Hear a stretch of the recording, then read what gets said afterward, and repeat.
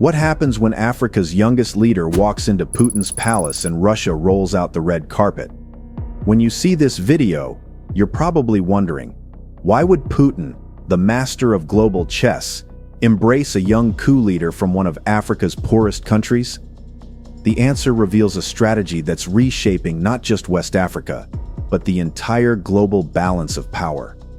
Just weeks ago, Ibrahim Traoré stepped into the Kremlin as Putin's special guest, marking a moment that few saw coming but everyone should understand. This isn't just another diplomatic meeting. This is Putin betting big on a 36-year-old military captain who seized power in Burkina Faso through a coup, kicked out French forces, and is now reshaping how Africa thinks about the West. Traoré came to power in a dramatic coup, winning hearts across Africa with fiery rhetoric and viral social media appeal. And Putin sees something in him that goes far beyond their shared disdain for Western influence. What's unfolding between Moscow and Ouagadougou isn't just about two leaders finding common ground. It's about Russia executing a masterclass in geopolitical opportunism that could change everything. This was unlike anything West Africa had seen before. A heavily armed convoy, driving through a cheering crowd in Burkina Faso's capital, and emerging from the turret of an armored personnel carrier, is the boyish face of Captain Ibrahim Traoré. This wasn't a parade. This was the moment a relatively unknown military officer became the face of anti-Western sentiment in West Africa.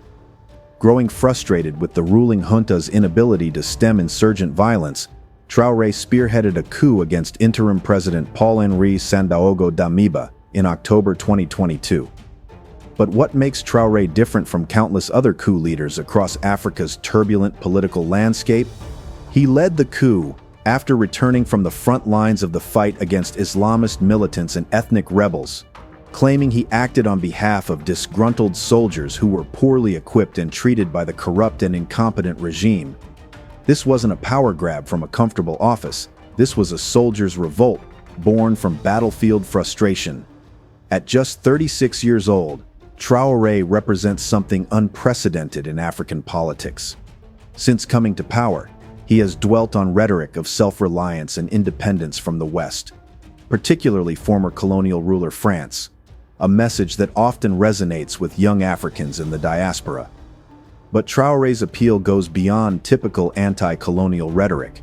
He speaks the language of a generation that grew up watching Western interventions fail, French troops withdraw without solving problems, and traditional allies deliver promises that never materialize. What caught the world's attention wasn't just his youth or his military background. It was what happened immediately after his coup. As Traoré entered Ouagadougou, the nation's capital, supporters cheered, some waving Russian flags. This wasn't coincidental. It was a calculated signal that would soon reach all the way to Moscow. The timing of Traoré's rise couldn't have been more perfect for Russia's African ambitions. Burkina Faso was hemorrhaging from terrorist attacks. French forces were struggling to contain the violence, and the population was growing increasingly frustrated with traditional Western approaches to security. Into this vacuum stepped a young captain who promised something different: genuine sovereignty, real security partnerships, and an end to what he saw as neo-colonial relationships.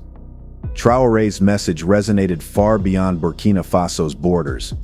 Across the African continent, young people began sharing videos of his speeches, translating his words into different languages, and celebrating him as a symbol of African resistance to Western dominance. Social media amplified his reach, turning a relatively unknown military officer into a continental phenomenon. But perhaps most importantly for Putin's calculations, Traoré demonstrated something rare in African politics: the ability to maintain power while implementing radical policy changes. Under Traoré, who seized power in a coup in September 2022, Burkina Faso has turned away from former colonial master France and moved closer to Russia. This wasn't just rhetoric, it was policy in action. Understanding Putin's embrace of Traoré requires understanding Russia's broader African strategy, which goes far beyond simple opportunism.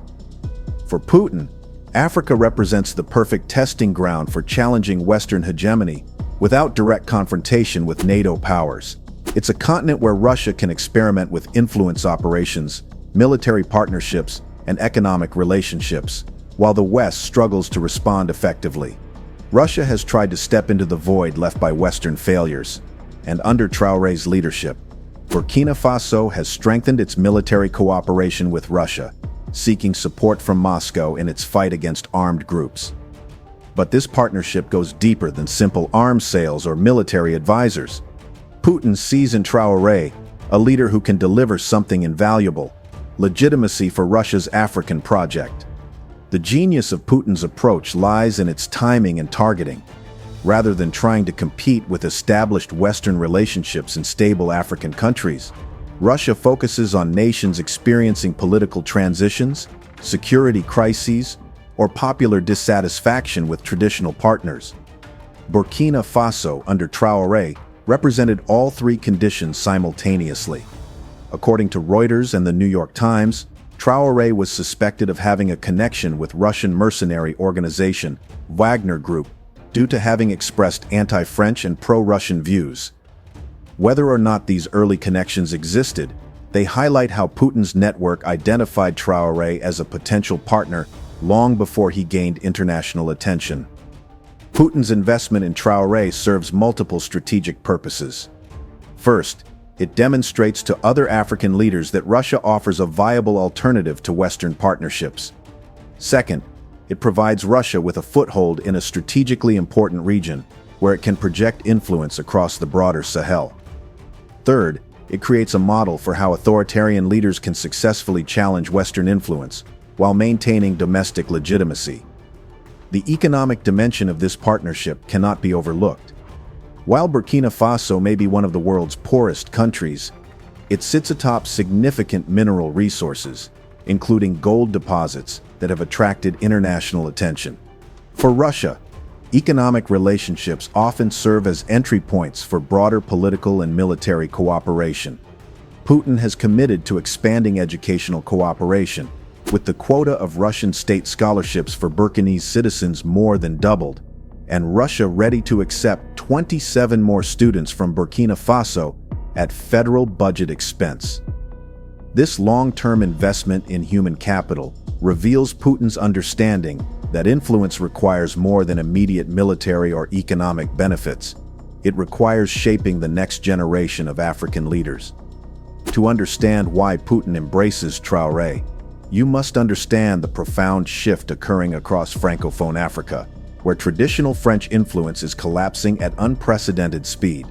Burkina Faso's foreign minister praised cooperation with Russia in November 2024 as suiting his country better than its historic ties with France.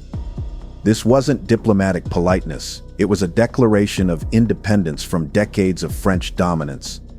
France's relationship with its former African colonies has long been characterized by what critics call France-Afrique, a system of economic, political, and military relationships that maintained French influence long after formal colonization ended. For decades, this system provided stability for French interests, while offering African leaders security guarantees and economic partnerships.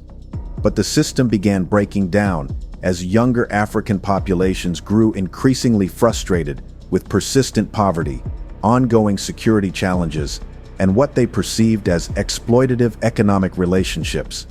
French military interventions in Mali, Libya, and other African countries often failed to provide lasting solutions while generating significant resentment among local populations. Traoré capitalized on this anti-French sentiment with remarkable skill. His speeches consistently framed France as an obstacle to African development, portraying French business interests as extractive and French military presence as ineffective. He told Putin that terrorism we are witnessing today comes from imperialism, directly linking security challenges to Western influence. This messaging resonates powerfully across West Africa, where similar frustrations with French relationships are growing. Mali, Niger, and other countries have experienced coups led by military officers expressing similar anti-French sentiments. For Putin, Supporting Traoré means positioning Russia as the champion of African independence movements. The practical impact of this shift has been dramatic. French companies have lost contracts, French military bases have been closed, and French diplomatic influence has diminished across the region. Into this space, Russian businesses, military advisors, and political operatives have moved with remarkable speed and effectiveness. Russian forces, including Wagner-linked personnel, were reportedly deployed to Burkina Faso in January 2024, marking a new chapter in the nation's security landscape. This deployment represents more than military cooperation. It's a symbol of Burkina Faso's complete pivot away from Western security partnerships toward Russian alternatives.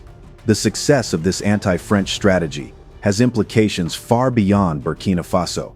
Other African leaders are watching carefully to see whether challenging traditional Western relationships can deliver better outcomes for their countries and their political survival. Putin's support for Traoré sends a clear message. Russia will back African leaders who choose independence from Western influence. Putin and Traoré discuss stepping up joint efforts to tackle growing terrorism across the West African Sahel region, with Putin assuring that we are united by a common goal of fighting terrorism and extremism. But this security cooperation represents something far more significant than traditional military partnerships. Unlike Western approaches that often emphasize human rights conditions, democratic governance requirements, and international law compliance, Russia's security partnerships focus primarily on effectiveness and regime survival. For leaders like Traoré, who came to power through coups and face ongoing legitimacy challenges, this approach offers distinct advantages. Traoré said his country had many projects with the Russian Defense Ministry, but did not give details. This secrecy around military cooperation allows both countries flexibility in their partnership, while avoiding international scrutiny that might complicate their relationship. The Wagner Group's involvement in Burkina Faso illustrates Russia's unique approach to security partnerships. Unlike traditional military cooperation between nation-states, the use of private military companies allows Russia to provide effective support while maintaining plausible deniability about its level of involvement. This model has proven successful in other African contexts and offers African leaders security assistance without the political complications that come with formal military alliances. For Traoré personally, Russian security cooperation provides something invaluable: protection against both external threats and internal challenges to his rule. Since the September arrest of several officers accused of plotting a coup, transitional President Captain Ibrahim Traoré appears to be using Russian forces for protection. This personal security dimension helps explain why Traoré has invested so heavily in the Russian relationship. The broader strategic implications of this security partnership extend far beyond Burkina Faso's borders. Success in containing terrorist threats while maintaining political stability would demonstrate to other African leaders that Russian partnerships can deliver results where Western approaches have failed. This could accelerate the shift away from traditional Western security relationships across the continent. Putin's willingness to provide security guarantees without demanding democratic reforms or human rights improvements offers African leaders something Western partners increasingly cannot or will not provide: unconditional support for regime survival. In an era of increasing political instability across Africa, this represents a powerful competitive advantage for Russian influence. The Putin-Traoré partnership represents more than a bilateral relationship between Russia and Burkina Faso. It's a model for how authoritarian powers can challenge Western influence in developing countries without direct military confrontation. The success of this partnership has implications for global geopolitics that extend far beyond West Africa. Russian information campaigns employed fake social media accounts that pose as Africans with genuine interest in Burkina Faso, promoting divisive rhetoric that places blame on France. This information warfare dimension demonstrates how Russia combines traditional diplomacy with modern influence operations to shape public opinion and political outcomes. The economic dimension of changing partnerships also carries global significance. As African countries pivot away from traditional Western economic relationships toward alternatives offered by Russia, China, and other powers, the global balance of economic influence shifts accordingly. European countries that have relied on privileged access to African markets and resources must adapt to increased competition from non-Western partners. For the United States and European Union, the Putin-Traoré partnership represents a strategic challenge that demands new approaches to African engagement. Traditional tools of Western influence, conditional aid, military cooperation tied to democratic governance, and economic partnerships that emphasize international standards appear less effective against competitors willing to offer unconditional support. The generational dimension of this shift cannot be overlooked. Across Africa, younger populations are increasingly skeptical of Western intentions and more open to alternative partnerships.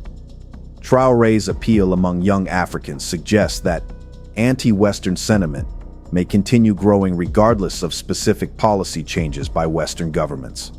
Perhaps most significantly, the success of the Putin-Traoré partnership could encourage similar developments in other regions where Western influence faces challenges. Latin American, Asian, and Middle Eastern countries experiencing tensions with Western partners may look to the Burkina Faso model as a template for pursuing alternative relationships.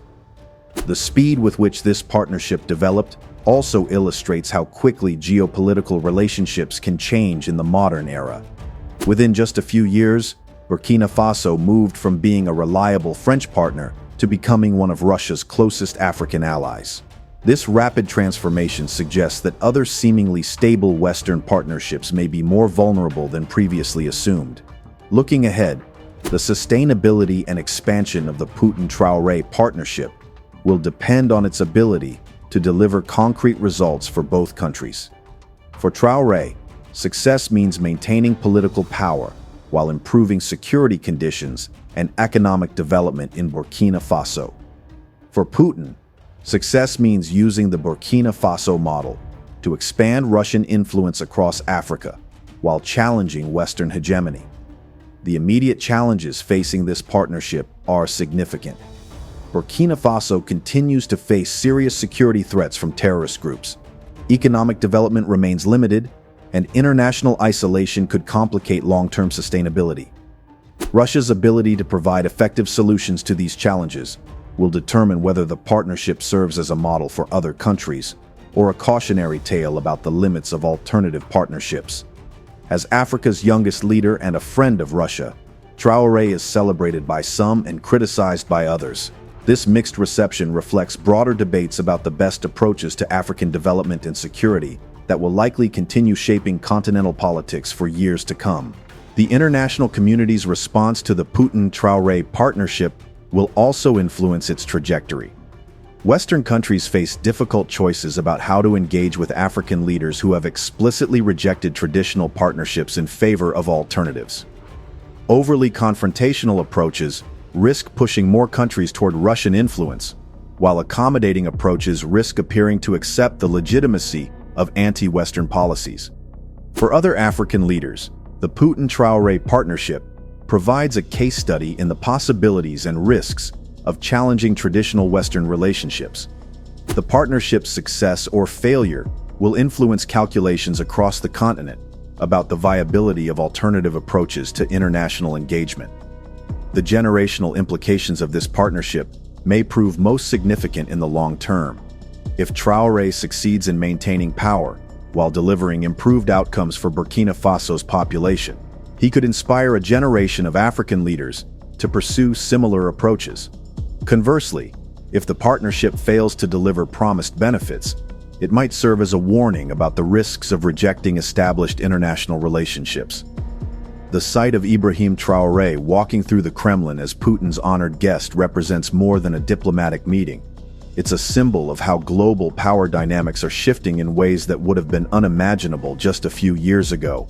Putin's embrace of Africa's youngest coup leader reveals a strategic vision that combines opportunism with long-term planning, taking advantage of Western failures while building alternative frameworks for international cooperation. This partnership works because it serves the immediate needs of both leaders while advancing their broader strategic objectives. Traoré gets the security support and international legitimacy he needs to maintain power and implement his vision for Burkina Faso's independence from Western influence. Putin gets a showcase for Russian influence in Africa and a model for challenging Western hegemony without direct confrontation. The implications extend far beyond the relationship between Moscow and Ouagadougou. As other African leaders watch Traoré's success in pivoting away from traditional Western partnerships toward Russian alternatives, the continental balance of power continues shifting in ways that reshape global geopolitics. The speed and effectiveness of this transformation demonstrates how quickly established international relationships can change when populations demand alternatives to existing arrangements. Whether this partnership ultimately succeeds in delivering improved outcomes for Burkina Faso's population remains to be seen, but its impact on international relations is already clear. The era of unchallenged Western influence in Africa is ending, and new powers are providing alternative models for development, security, and sovereignty.